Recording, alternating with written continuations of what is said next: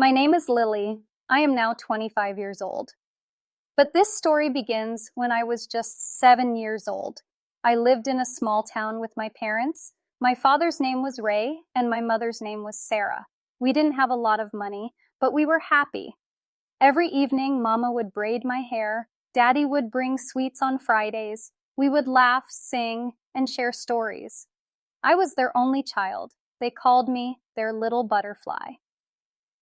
One day, everything changed. It was a rainy morning. I wore my red raincoat and waited for Daddy to take me to school, but he didn't come. My uncle arrived instead. He looked serious. His eyes were red. He held my hand tightly and said, "Lily, come with me." I didn't understand. I asked, "Where's Daddy? Where's Mama?" He didn't answer. We went to the hospital. I saw many people crying. Then I saw my grandmother. She hugged me tightly. Then I saw my parents both lying still on the hospital bed. They had been in a car accident. They were gone. I didn't cry right away. I didn't speak. I just looked around, waiting for someone to say, "It's a mistake."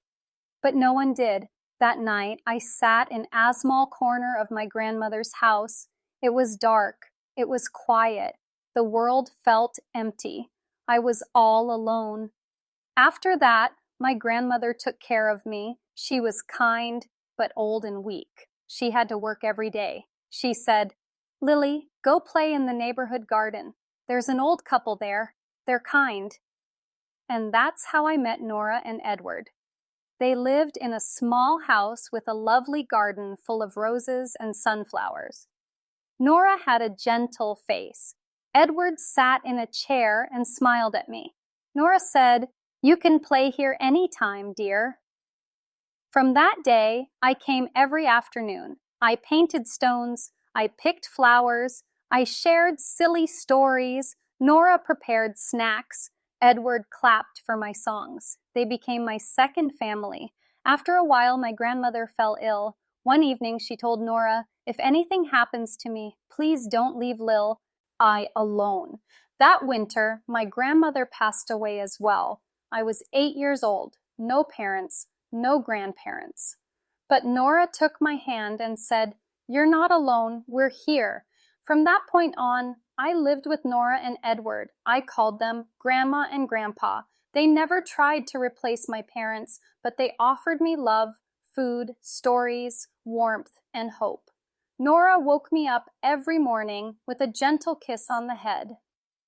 Edward taught me poems and little songs with his shaky voice. They both became my entire world. As I grew older, I assisted Nora in the kitchen.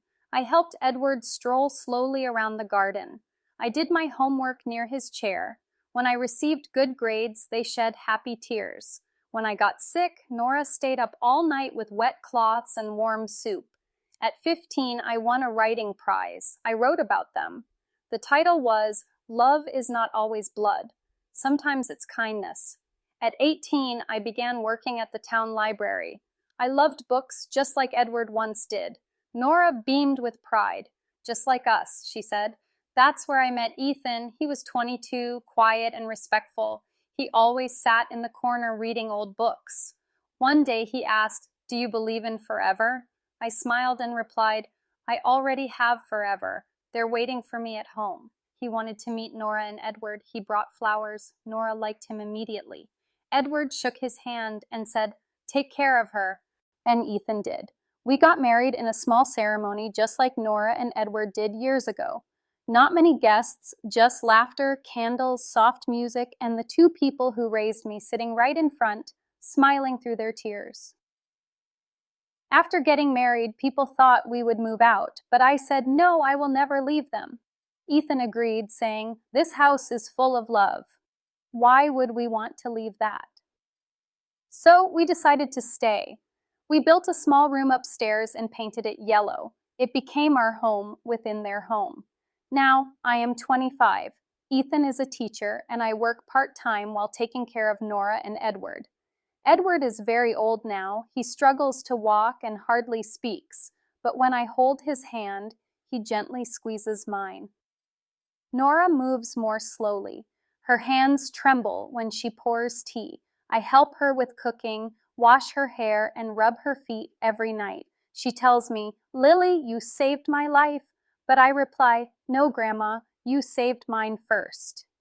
One evening, Nora looked at me and said, "You're the daughter I never had. You came from sadness, but you brought light into our lives."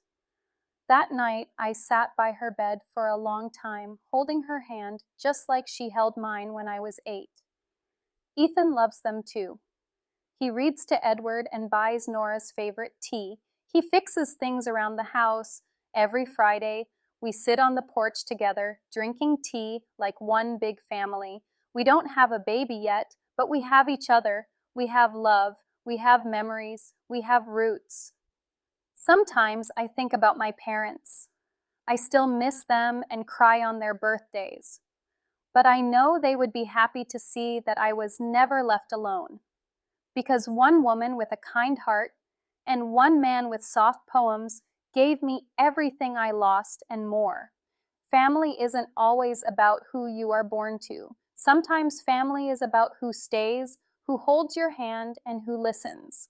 And sometimes the people who raise you after your darkest days become your forever,